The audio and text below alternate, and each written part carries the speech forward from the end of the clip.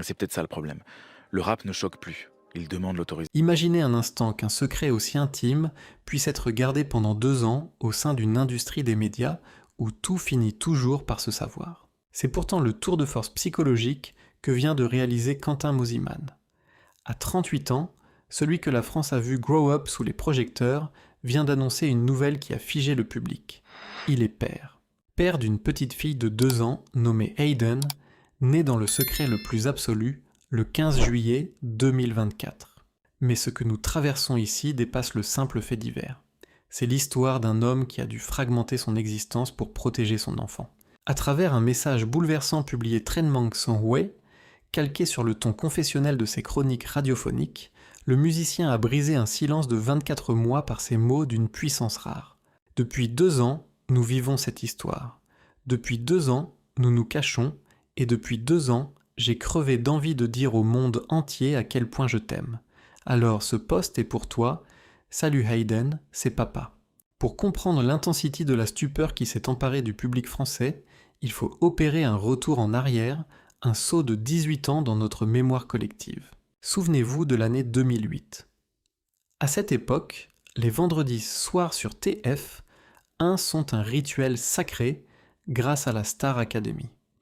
C'est là que la France entière fait la connaissance de Quentin, un jeune homme de 20 ans, au charme juvénile, arborant une coupe de cheveux ébouriffée, Vachek Vonko Bango Jin Trotantuong Ye. Pour la génération des plus de 50 ans, Quentin était ce visage familier qui entrait chaque semaine dans le salon. Un artiste en herbe dont on suivait l'évolution avec une affection presque parentale. Il impressionnait par sa dualité, capable de revisiter le jazz avec une élégance intemporelle tout en affichant une passion dévorante, Chodong Nakjien Tu. En remportant la finale, il contractait une dette invisible envers le public, celle de la transparence. C'est précisément ici que le récit devient paradoxal. Comment ce garçon, dont la vie a été disséquée par les caméras, a-t-il pu basculer dans l'extrême inverse ? Entre 2024 et 2026, alors qu'il parcourait les scènes va s'exprimer Trensong, France Inter, Mosimann menait une double vie. D'un côté, l'artiste accompli. De l'autre, un père condamné à l'ombre, contraint de dissimuler sa vie privée pour éviter les paparazzis. La phrase « J'ai crevé d'envie de dire au monde entier à quel point je t'aime » trahit une souffrance invisible, le poids d'un masque devenu trop lourd pour un homme dont le cœur brûlait de fierté paternelle. Mais alors, pourquoi une telle clandestinité ?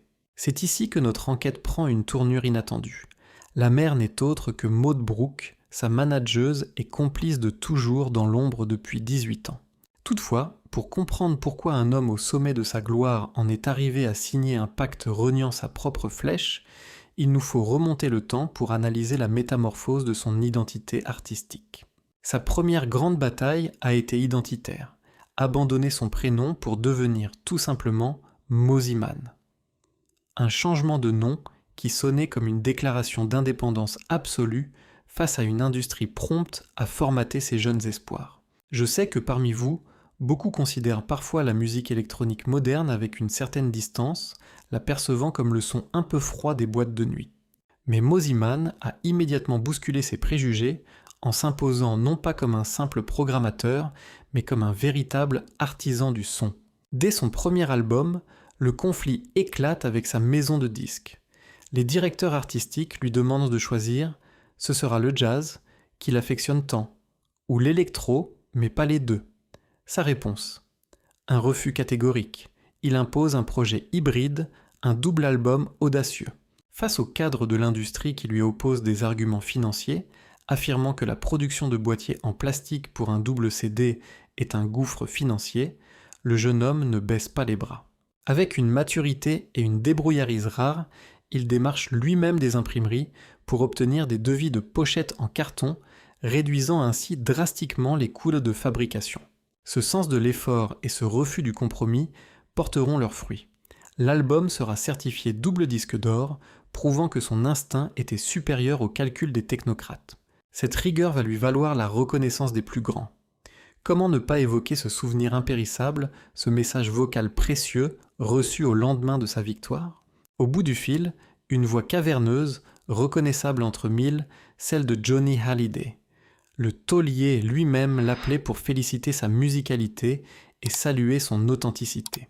Aux côtés de Johnny, c'est une autre figure tutélaire qui va guider ses pas. Laurent Garnier, le pionnier absolu de la house music en France. Mosimann s'est noué de respect pour ces deux géants afin de façonner une identité unique. Mais la consécration de sa légitimité s'est définitivement scellée en 2020. C'est lui, Mosimann, qui orchestre, compose et produit l'album magistral de Grand Corps Malade intitulé « Mesdames ». Un opus engagé où sa réalisation musicale ciselée accompagne les textes du poète et sublime la voix de légendes de la chanson française comme Véronique Sanson. En s'asseyant à la table de ces monstres sacrés, Mosimann a prouvé qu'il maîtrisait l'art de l'émotion pure et universelle. Sa présence régulière sur les ondes de France Inter, la radio publique la plus écoutée par les esprits exigeants, achève d'en faire un artiste respecté, bien au-delà des pistes de danse. Aujourd'hui, alors qu'il remplit les salles pour sa grande tournée en France et en Suisse, avec en ligne de mire le Zénith de Paris en octobre 2026 et l'Accor Arena en 2027, l'artiste semble être un homme au contrôle total de son destin. Un esprit si cartésien, si intransigeant dans son art, capable de maîtriser la moindre note et de négocier chaque ligne d'un contrat. Comment un tel homme a-t-il pu accepter, dans sa vie privée, de signer un document officiel stipulant l'abandon complet de sa propre descendance? Pour comprendre ce paradoxe, il nous faut plonger dans la blessure originelle de son enfance, là où s'est forgée sa peur panique de la famille. Derrière le faste des studios d'enregistrement et le triomphalisme des tournées, se cache une réalité beaucoup plus brute que Quentin Mosimann n'a pas hésité à mettre à nu lors de sa récente interview. Pour comprendre pourquoi un homme refuse de devenir père, il faut impérativement regarder l'enfant qu'il a été. Un enfant marqué par la précarité matérielle et par l'éclatement précoce du noyau familial. Grandir dans la France des années 90 aux côtés d'une mère célibataire, c'est parfois faire l'expérience d'une pauvreté digne mais étouffante. Pour vous qui connaissez l'histoire sociale de notre pays, le nom des Restos du Cœur résonne avec une force particulière. C'est une institution de la solidarité nationale, mais pour un petit garçon qui doit y accompagner sa mère pour obtenir de quoi subsister, c'est aussi une charge psychologique invisible. Mosimann se souvient avec une précision chirurgicale de ces moments où chaque centime était calculé à la caisse du supermarché, de ces trajets à pied sous la pluie pour aller à l'école afin d'économiser le moindre litre d'essence. Pourtant, cette précarité n'a pas engendré d'amertume destructrice. Grâce à une mère qu'il qualifie de « phénoménale », le quotidien difficile était transfiguré en une série d'expériences positives, préservant le jeune Quentin du sentiment d'humiliation. Mais le véritable traumatisme, celui qui brise définitivement les certitudes d'un enfant, survient à l'âge de 8 ans. Le divorce de ses parents ne se limite pas à une séparation de corps. Le tribunal prononce un verdict d'une grande dureté en décidant de séparer le jeune garçon de sa sœur. Cet éclatement géographique et affectif détruit ses repères fondamentaux. Réduit à ne voir son père qu'un week-end sur 2, malgré l'amour et la sincérité que ce dernier lui témoigne, Quentin intègre une conviction intime.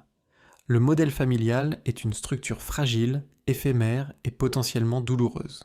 Devenu adulte, cette blessure s'est transformée en une quête obsessionnelle de contrôle et de sécurité. Travailler sans relâche, s'imposer dans l'industrie musicale, ne jamais s'arrêter, tout cela n'était qu'un bouclier psychologique pour s'éloigner définitivement du spectre de la pauvreté. Dans son esprit, le monde était devenu un espace trop incertain pour y projeter un être innocent. Il s'était forgé une certitude absolue, presque philosophique, qu'il appliquait à lui-même. Avoir un enfant était une démarche impensable et égoïste. Il avait choisi d'éteindre en lui toute volonté de transmission pour s'épargner la souffrance d'une éventuelle rupture. C'est précisément au moment où cet homme pensait avoir cadenassé ses émotions derrière les murs de sa réussite professionnelle que la femme la plus importante de sa vie est venue lui proposer un pacte d'une nature totalement inédite, bousculant toutes ces barrières psychologiques. Pour comprendre la nature profonde de ce secret, Il faut lever le voile sur l'identité de la femme qui partage cette histoire. Loin des clichés des idylles éphémères du show business, il s'agit de Maud Brooke. Pour vous qui comprenez la valeur de la loyauté à long terme, Maud n'est pas une passade. Elle est la manageuse de Quentin depuis près de 20 ans. Elle est celle qui l'a guidé dès sa sortie de la Star Academy. Celle qui a structuré sa carrière dans l'ombre, géré ses contrats et partagé ses doutes les plus profonds. Entre eux, le lien dépasse largement le cadre professionnel. C'est une amitié sacrée, fusionnelle, bâtie sur une confiance absolue. Un jour, face à un désir de maternité profondément ancré, Maud prend une décision cruciale qui fait écho aux grandes évolutions sociétales de la France de ces dernières années. Elle choisit de devenir mère célibataire en recourant à la procréation médicalement assistée, PMA. Mais au lieu de se tourner vers l'inconnu d'un don anonyme, elle se tourne vers son pilier, son ami de toujours. Par une immense générosité et un dévouement total à celle qui a tant donné pour sa réussite, Mosimann accepte l'impensable. Il sera son donneur. Cependant, l'industrie de la musique est impitoyable et le pragmatisme reprend rapidement le dessus. Pour protéger la carrière internationale du DJ, préserver leur dynamique de travail et éviter les amalgames dans les médias, les deux complices décident de papillonner, de figer la situation par la loi. Ils franchissent la porte d'un cabinet de notaire pour signer une convention d'une froideur chirurgicale. Ce document juridique stipule expressément que Quentin ne sera qu'un géniteur technique. Il n'aura aucun droit, aucune obligation, aucune responsabilité financière ou morale et l'enfant ne portera pas son nom. Pendant les 9 mois de la grossesse, le cerveau de l'artiste fonctionne en mode purement rationnel. Fort de ses barrières psychologiques érigées depuis son enfance face au modèle familial, Mosimann applique la logique du contrat à la lettre. Dans son esprit, il n'attend pas un enfant. Il aide une amie à réaliser son rêve. Il se convainc qu'il restera à jamais un tiers bienveillant, une ombre protectrice mais lointaine. La rationalité juridique et le contrôle de soi semblent avoir triomphé des lois du sang et des sentiments. Tout semblait orchestré à la perfection par le droit civil et par la volonté farouche de deux adultes avisés. Mais la vie possède une force organique que le papier timbré des notaires ne peut pas contenir. Et le destin attendait Quentin au tournant d'une salle d'accouchement pour faire voler toute sa certitude en éclats. Nous sommes le 15 juillet 2024.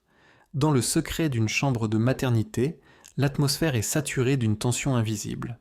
D'un côté, il y a la rigueur des décrets humains. Un document officiel stipulant qu'un homme n'est qu'un rouage technique dans un projet de procréation médicalement assistée. De l'autre, il y a l'imprévisibilité de la vie. Quentin Mosimann est présent, fidèle à son rôle d'ami infaillible, le cœur solidement abrité derrière ses certitudes d'adulte blessé par le passé. Dans son esprit, la frontière est claire.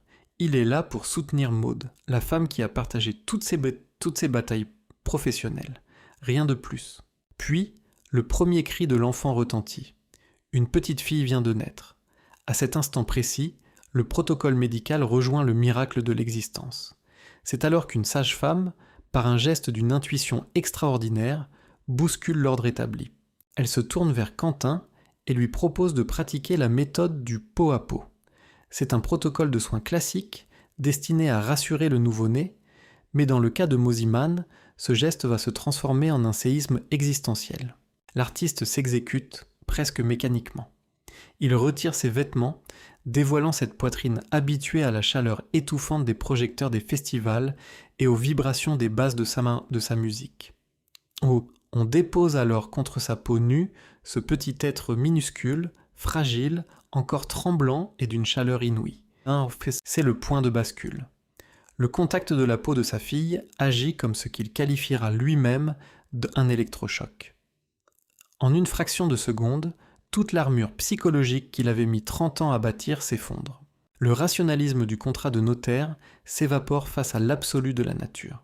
Ce n'est pas seulement le sang qui parle, c'est l'instinct viscéral de protection. L'homme fort, le producteur intransigeant qui contrôle tout, est totalement submergé. Quentin Mosimann éclate en sanglots, des larmes irrépressibles qui lavent d'un coup les peurs de l'enfant précaire des restos du cœur et les doutes de l'adulte solitaire. À cet instant précis, il ne regarde plus Maud comme une amie qui l'a aidée, mais comme la mère de sa fille. Il plonge ses yeux dans les siens et prononce des paroles qui annulent instantanément des mois de procédure juridique. Il lui demande, d'une voix tremblante mais habitée d'une résolution absolue, de détruire la convention notariale. Il refuse d'être une ombre anonyme. Il veut assumer. Il veut être ce père que la vie l'invite à devenir. Dans un élan d'une immense noblesse, Maud accepte de renoncer à son projet de maternité en solo pour lui faire une place, toute la place. L'enfant sera officiellement reconnu et portera son nom, Hayden Brooke Mosimann. Cet acte de courage et d'honnêteté émotionnelle marque la fin d'un secret de 2 ans et le début d'une nouvelle ère personnelle. Mais alors, comment cet homme, désormais transformé par la paternité, appréhende-t-il son avenir sous la lumière crue des projecteurs face à un public qui l'attend au tournant de sa maturité? Aujourd'hui, en 2026, Quentin Mosimann n'est plus tout à fait le même homme que ce jeune artiste qui entrait sur scène pour déchaîner les foules avec une insouciance frénétique. Certes, son agenda professionnel reste celui d'un artiste de premier plan. Une tournée majeure à travers la France et la Suisse. Un rendez-vous historique prévu au Zénith de Paris en octobre 2026 et l'ambition légitime de conquérir l'Accor Arena de Bercy en 2027. Mais derrière cette trajectoire fulgurante, les priorités ont profondément pivoté. Le centre de gravité de son existence n'est plus la console de mixage ou les acclamations du public, mais le bonheur discret de sa petite Hayden. Lors de son récent entretien avec la journaliste Sonia, le producteur a livré une réflexion d'une rare maturité sur son rapport à la scène et à la célébrité. Autrefois, lorsqu'il se produisait devant des dizaines de milliers de personnes dans les grands festivals internationaux, il comparait cette fusion avec la foule à une ivresse absolue. Une sensation de maîtrise totale semblable à la plénitude physique que l'on ressent après un effort sportif de haute intensité. Pourtant, avec le recul de l'âge et l'avènement de cette paternité, Mosimann rejette fermement toute posture de supériorité ou de contrôle. Il refuse le terme de gourou ou de dictateur des platines, affirmant avec une grande humilité que le pouvoir suprême appartiendra toujours au public. Cette prise de conscience artistique fait directement écho à son nouveau rôle de père. Diriger ou dominer ne l'intéresse plus. Ce qui lui importe désormais, c'est d'accompagner, de protéger et de transmettre. Pour vous qui m'écoutez et qui avez traversé les époques, vous savez bien que la véritable maturité d'un homme se mesure à sa capacité à faire la paix avec son passé. En choisissant d'élever Hayden aux côtés de sa complice de toujours, dans un cadre protecteur et structuré, Mosimann panse les plaies de sa propre enfance. Il offre à sa fille cette stabilité qui lui avait tant manqué lorsque le tribunal l'avait séparé de sa sœur à l'âge de 8 ans. Sa musique elle-même s'en trouve métamorphosée, plus organique, plus texturée, plus attentive à l'humain, s'éloignant des artifices pour toucher à l'essentiel. Cette histoire singulière nous invite à une réflexion sociétale bien plus vaste. Nous vivons au cœur d'une époque moderne où l'on tente de tout codifier, de tout quantifier, et parfois même de contractualiser les sentiments les plus intimes par des conventions notariales ou des statuts juridiques rigides. La procréation médicalement assistée, les familles monoparentales ou recomposées redéfinissent chaque jour les contours de notre paysage culturel. Mais l'aventure de Mosimann nous prouve qu'il existe une frontière invisible que la bureaucratie humaine ne pourra jamais tout à fait franchir, celle de l'instinct, de la responsabilité morale et de l'amour inconditionnel. Un simple contact de peau a suffi à effacer un engagement écrit pour imposer la vérité du cœur. Chers amis, vous qui avez pour beaucoup l'expérience inestimable de la paternité, de la maternité, ou même le bonheur d'être grands-parents, ce parcours résonne sans doute en vous de manière particulière. Pensez-vous que dans notre société actuelle, l'engagement moral et l'instinct familial restent plus forts que toutes les planifications juridiques ? Comment percevez-vous cette évolution de Quentin Mosimann, passant du statut d'enfant de la télévision à celui de père accompli ? Je vous invite à partager vos réflexions et vos points de vue dans l'espace des commentaires ci-dessous. Je prendrai un immense plaisir à vous lire et à échanger avec vous. Si cette analyse en profondeur vous a apporté un éclairage nouveau, n'hésitez pas à laisser un pouce bleu, à partager cette vidéo autour de vous et bien sûr à vous abonner à la chaîne pour soutenir notre travail de décryptage de la culture populaire. Prenez grand soin de vous et de ceux que vous aimez et je vous dis à très bientôt pour un nouveau récit.